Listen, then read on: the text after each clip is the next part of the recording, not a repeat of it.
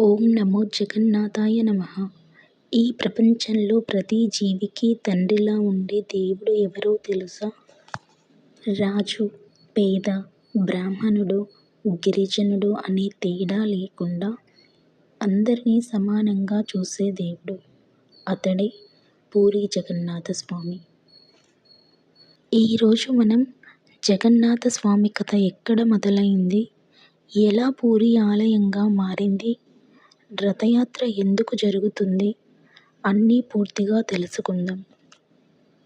నీలమాధవుడి ఆరాధన. చాలా క్రితం ఇప్పటి ఒడిస్సా రాష్ట్రంలోని ఘనమైన అడవుల్లో విశ్వవాసు అనే గిరిజనుడు నివసించేవాడు.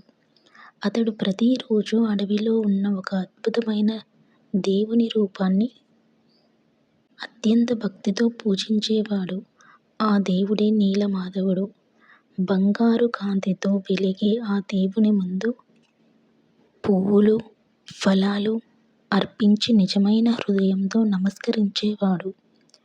ఈ విషయం ప్రపంచానికి తెలియదు, కానీ దేవుడు భక్తిని చూస్తాడు, జాతిని కాదు. ఇంద్రద్యుమ్న మహారాజు. మాళవ దేశాన్ని పాలించే ధర్మనిష్ఠుడు అయిన ఇంద్రద్యుమ్న మహారాజు నీలమాధవుడి మహిమ గురించి విన్నాడు. ఆ దేవుడిని నేను దర్శించాలి అని నిర్ణయించుకుని విద్యాపతి అనే బ్రాహ్మణుడిని అడవులకు పంపించాడు. విద్యాపతి విశ్వవాసు ఇంటికి చేరాడు. తర్వాత అతని కుమార్తెను వివాహం చేసుకున్నాడు. విశ్వవాసు కళ్ళకు గుడ్డ కట్టి విద్యాపతిని నీలమాధవుడి దగ్గరకు తీసుకెళ్ళాడు. కానీ విద్యాపతి తెలివిగా దారిలో ఆవాల గింజలు వేశాడు. దేవుని మార్గానికి దారి వెతుకుతూ. నీలమాధవుడి అంతర్ధానం. విశ్వపతి రాజుకు ఈ విషయం చెప్పాడు. రాజు వెంటనే అక్కడికి వచ్చాడు. కానీ అప్పటికే నీలమాధవుడు అంతర్ధానమయ్యాడు. దేవుడు కనిపించడం లేదు. ఆ స్థలం ఖాళీగా ఉంది. రాజు బాధతో కూలిపోయాడు. నేను దేవుణ్ణి చూడలేకపోయానా అని కన్నీరు పెట్టాడు. రాజు తపస్సు మరియు దేవాకాశవాణి. ఇంద్రద్యుమ్నుడు సముద్ర తీరానికి వెళ్ళి దీర్ఘకాల తపస్సు చేశాడు. ఆహారం లేకుండా, నిద్ర లేకుండా దేవుని ధ్యానం చేశాడు.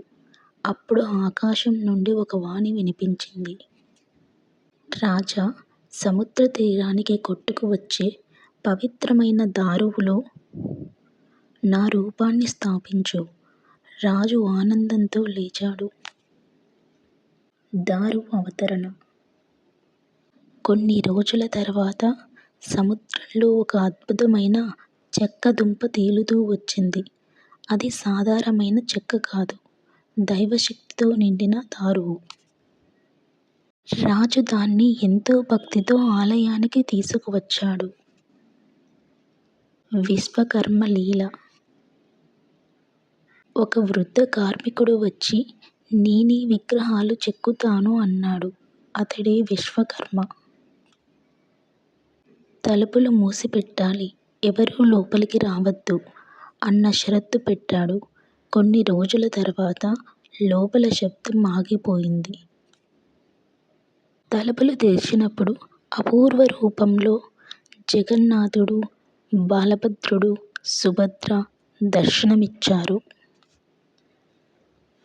జగన్నాథ ఆలయ స్థాపన. రాజు బాధపడ్డాడు. కానీ దేవాకాశవాణి వినిపించింది. ఈ రూపాలే సంపూర్ణం. అలా ప్రపంచ ప్రసిద్ధి పొందిన పూరీ జగన్నాథ ఆలయం స్థాపించబడింది. ఇక్కడ దేవుడు చెక్క రూపంలో మన మధ్య నివసిస్తున్నాడు. రథయాత్ర మహిమ. ప్రతి సంవత్సరం జగన్నాథుడు తన అన్న బలభద్రుడు, చెల్లి సుభద్రతో కలిసి రథయాత్రకు వెళ్తారు. దేవుడు భక్తుడి దగ్గరకు వచ్చే పండుగ ఇది. అందుకే లక్షల మంది భక్తులు రథాన్ని లాగుతారు. జగన్నాథుడు అంటే ఒక విగ్రహం కాదు, భక్తికి రూపం.